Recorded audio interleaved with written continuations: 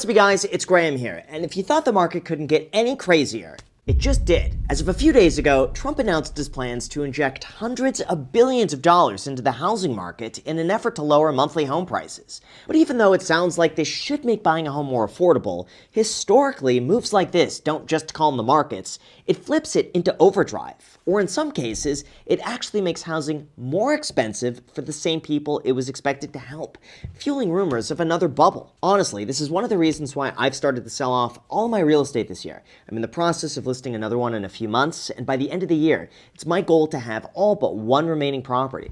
Not because I think the market's going to crash, but because we are entering what Redfin is calling the Great Housing Reset. That's why we need to talk about what's really happening throughout 2026, the impact that Trump's housing plan is going to have throughout the entire market, and what this means for you watching. Because with mortgage rates expected to fall, this next phase is probably going to catch a lot of people off guard. Although before we start, as usual, if you appreciate the breakdowns like this, it would mean the world to me if you mortgaged the like button or subscribed if you haven't done that already. That's all I ask. It costs you $0 down, and as a thank you for doing that, here's a picture of a triplex. So thanks so much, and also a big thank you to Surfshark for sponsoring this video, but more on that later. Alright, so to start, let's break down what just happened to the 2026 housing market. On January 8th, Trump tweeted that he'd be driving down mortgage rates by purchasing $200 billion worth of mortgage-backed securities.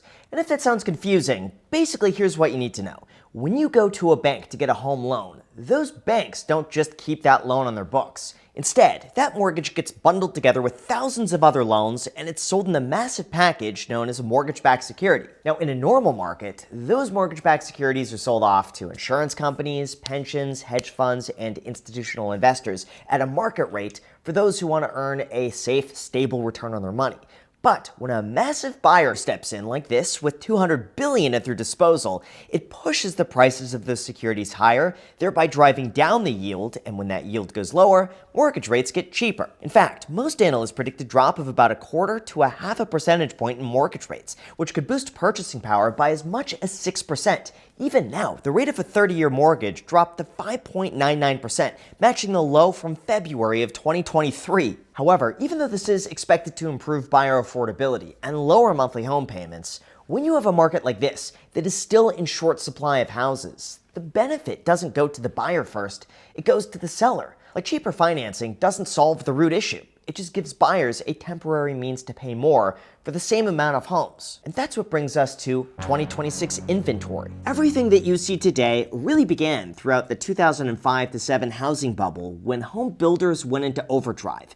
Back then, demand was so high that they built more homes than buyers could purchase, people flooded the market with no money down mortgages, and once the market began to soften, everything collapsed. Now, typically, this type of market correction would be much needed. It's how people like me were able to buy their first house at 1/4 the prices that they are today.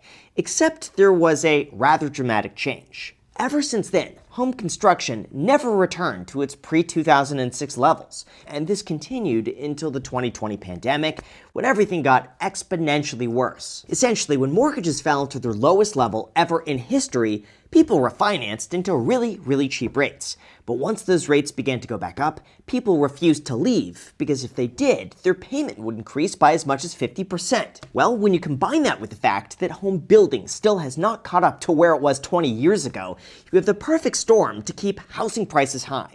However, things are beginning to change. As proof of this, we're now beginning to see the same levels of inventory that we last saw in 2019. And at the current rate, we might soon enter a buyer's market where the level of supply meets the level of demand. In fact, by the end of 2025, home sellers outnumbered home buyers by 530,000, which is the widest gap on record going back to 2013. And a very large component of that is all due to the next issue, which is known as home affordability. Just to give you a little context, in 2000, the median home price was just $120,000, which was roughly 1.7 times household income. But by 2024, the median price had risen all the way to $412,000, equaling almost 5 times the median income. This is why home buyers over the age of 70 outnumber those under the age of 35, purely because affordability is Okay, in all seriousness, in 2026, the US home price to median household income ratio is now at 7 times, near an all-time high. In fact, this number is even worse than we saw during the 2006 housing bubble, when it took 6.8 times the median income to buy the typical US home. But again, thankfully, these numbers do seem to be getting slightly better. For example, if mortgage rates decrease from 6.5% down to 5%, as you can see here, nearly 6 million more people would be able to afford a home, assuming prices stay the exact same. On top of that, there is one more affordability metric that almost no one is talking about, and that would be rising incomes. When it comes to this, Redfin says that it'll start next year, with incomes rising faster than home prices for a prolonged period, for the first time since the Great Recession era. Now, even though this sounds pretty optimistic, we still have to remember that with 6% mortgage rates at current prices, the income needed to afford a median home is still around $110,000 a year, which is double the required income back in 2020. On top of that, there is another economic curveball that very few people consider, and that's the realization that ownership costs, like property taxes and insurance, are rising way faster than anyone expected.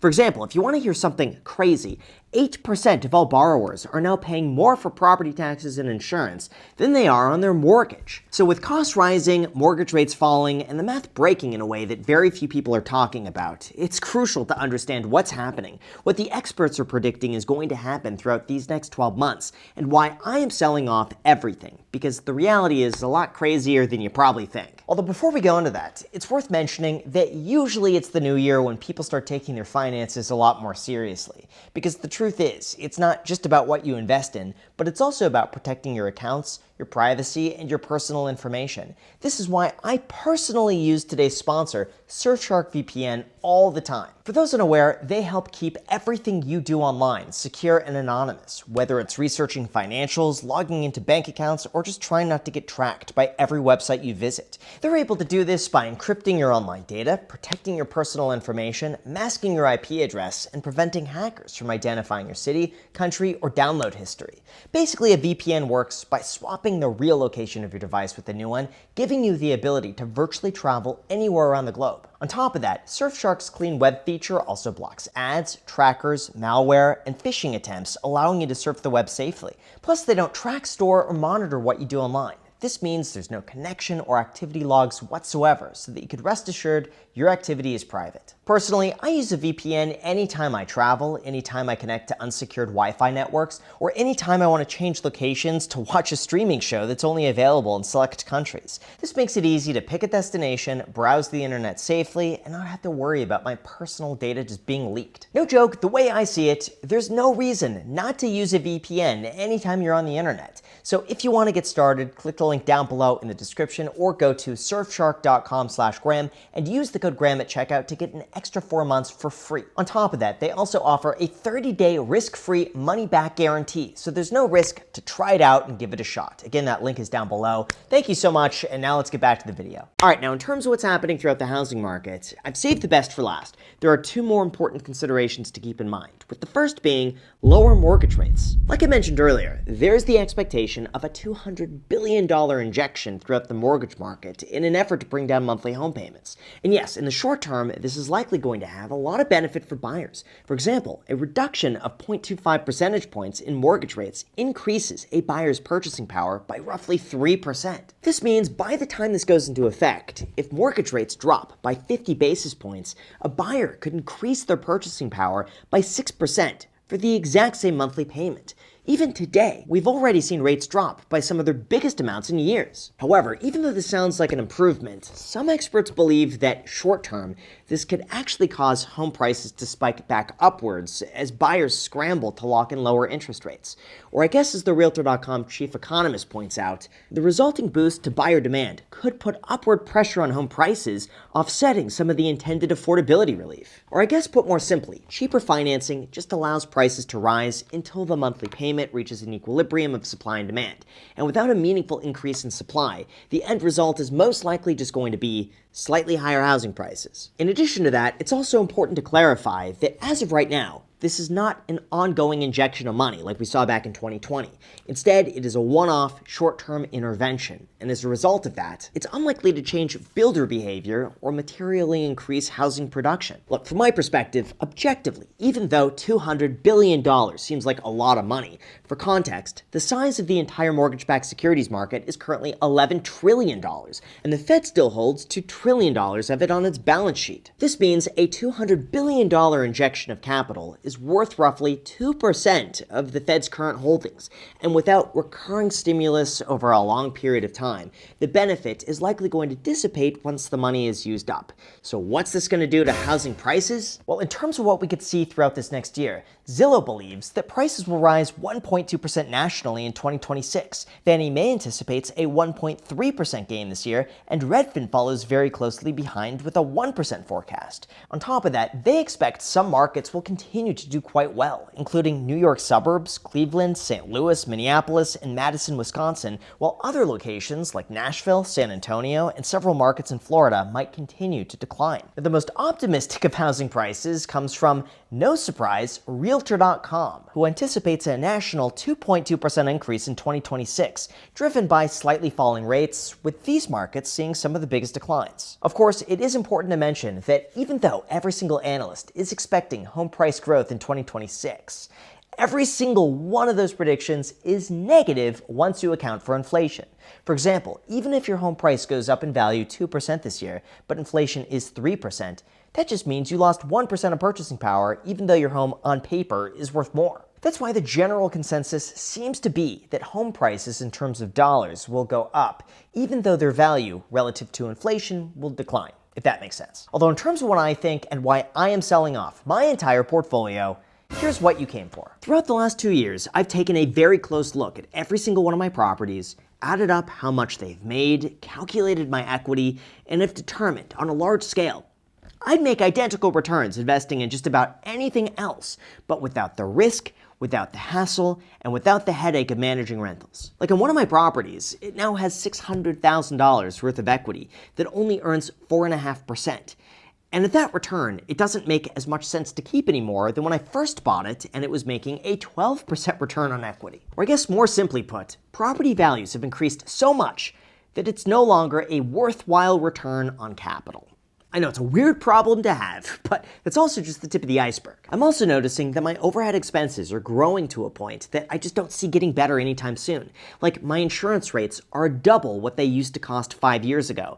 My water bill, which I pay for, is up 50%. Any sort of repairs or maintenance is 50 to 100% more expensive than when I first bought the place.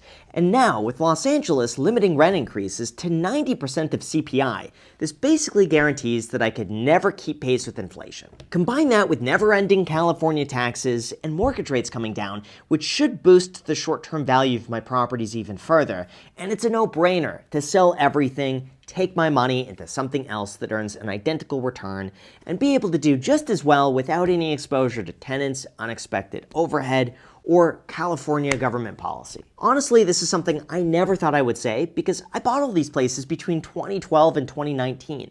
I spent months repairing them from when they were dilapidated. They all have 3% mortgages fixed for 30 years.